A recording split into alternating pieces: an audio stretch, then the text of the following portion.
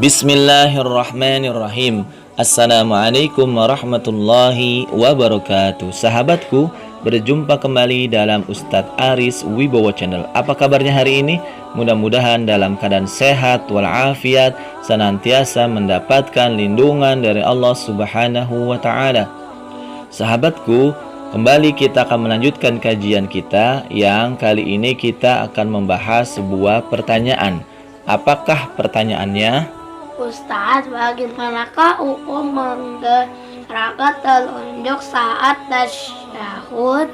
Baik, pertanyaannya adalah bagaimanakah hukum menggerakkan telunjuk saat tasyahud, baik di awal maupun di akhir. Para ulama fikih sepakat bahwa memberi isyarat dengan telunjuk saat tasyahud hukumnya sunnah. Artinya, sekalipun tidak dilakukan tidak membatalkan sholat dan tidak pula mengharuskan sujud sahwi, hanya saja tidak mendapatkan keutamaan sunnah. Yang diperselisihkan para ulama adalah masalah menggerak-gerakkan telunjuk saat secara terus-menerus sejak awal tahiyat hingga akhir. Dalam hal ini ada dua pendapat. Pendapat yang pertama adalah pendapat yang mengatakan bahwa menggerak-gerakkan telunjuk secara terus-menerus itu tidak disunahkan, bahkan makruh hukumnya. Pendapat ini diyakini mayoritas mazhab Syafi'i. Bagi mereka yang disunahkan adalah isyarat dengan telunjuk saat membacakan kalimat tauhid dan hendaknya dibarengi niat mengikhlaskan tauhid kepada Allah Subhanahu wa Ta'ala. Mereka berpendapat makruh menggerak-gerakkan telunjuk berdasarkan hadis yang menafikannya, yaitu annan nabiyya sallallahu alaihi wasallam kana yusiru bi usbu'ihi idza da'a wa la yuharrikuha. Artinya bahwa Nabi SAW memberi isyarat dengan telunjuknya di saat tasyahud tatkala berdoa dan tidak menggerakkannya. Hadis riwayat Abu Daud dan An-Nasa'i. Pendapat yang kedua, pendapat golongan yang berpendapat bahwa yang disunahkan bukan sekedar isyarat tetapi menggerakkan telunjuk itu secara terus-menerus. Jika hanya isyarat, menurut pendapat ini tidak memenuhi sunnah.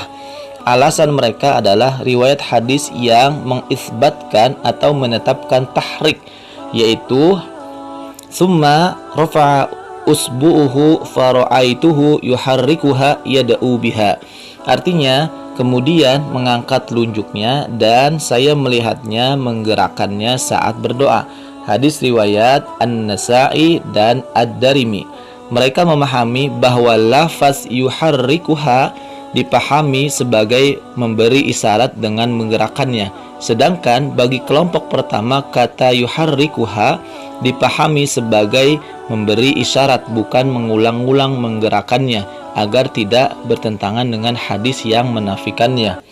Adapun bagi golongan kedua, dalam memahami hadis tersebut ada dua riwayat yang menafikan dan mengisbatkan. Maka yang mengisbatkan posisinya lebih kuat karena mensyariatkan tambahan amal kalau tidak. Berarti ada amal yang disunahkan tetapi tidak dikerjakan. Sesungguhnya perbedaan pendapat tentang tahrik telunjuk adalah hanya perbedaan pemahaman dalam mengkompromikan dua riwayat yang nampak berlawanan. Bagi yang menolak lebih mengutamakan riwayat yang menafikan, karenanya mengartikan riwayat yang mengisbatkan agar sesuai dengan riwayat yang menafikan. Sedangkan bagi golongan yang mengisbatkan tahrik, riwayat yang mengisbatkan lebih utama dan dipahami memberikan makna tambahan atas riwayat yang menafikan. Artinya, perbedaan yang terjadi bukanlah pada masyru'iyahnya, akan tetapi lebih pada afdoliyahnya atau pada yang rajih kuat atau marjuh tidak kuat. Maka cara manapun yang dipilih masih berada dalam kerangka sunnah, yang memberi isyarat sesuai dengan sunnah dan yang memberi isyarat kemudian menggerakkannya pun sesuai dengan sunnah. Bahkan terhadap dua riwayat yang sama-sama sahih tapi menjelaskan kaifiat, yang berbeda pada waktu yang berlainan bisa juga dipahami sebagai memberikan pilihan variatif bukan alternatif, yakni Rasulullah SAW pada suatu saat memberikan isyarat tanpa digerak-gerakkan dan pada waktu yang lain memberi isyarat dengan menggerak-gerakkan. Pemahaman ini tidak melihat salah satunya lebih baik dan pilihan yang ada, sebagaimana dikemukakan oleh al-muhadditsin dan al-faqih Syekh Waliullah Kandahlawi. Andai pun seorang memilih salah satu kaifiat dengan memandangnya sebagai yang afdal, tidaklah tercela baginya kalau suatu ketika ia mengamalkan kaifiat yang lain yang dipandangnya mafdul atau tidak utama. Bahkan sikapnya ini mencerminkan kelapangan dadanya serta wawasan dan akhlakiyah fikih yang baik. Masalah seperti ini bisa terjadi pada berbagai masalah fikhiyah, furu'iyah, khilafiyah, ijtihadiyah. Masalah hukum fikih yang diperselisihkan bersifat ijtihad dan bukan pokok.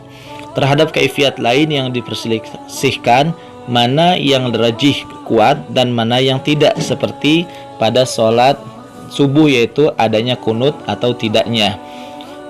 Sahabatku, inilah penjelasan hukum menggerak-gerakkan atau tidak telunjuk pada saat tasyahud.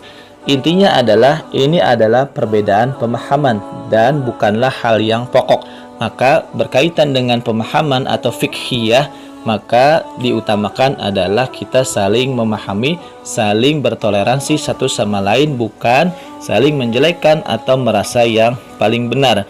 Ya Allah, jadikanlah kami orang-orang yang memahami agamamu dengan penuh toleransi ketika dalam masalah fikhiyah atau pemahaman, dan bersikap tegas dalam masalah akidah.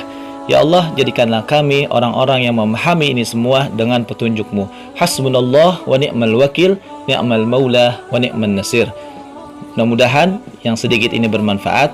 Kita kembali bertemu lagi pada kesempatan yang lain. Wallahu a'lam bishawab. Sahabatku, jangan lupa untuk like, share, and subscribe channel ini. Wassalamualaikum warahmatullahi wabarakatuh.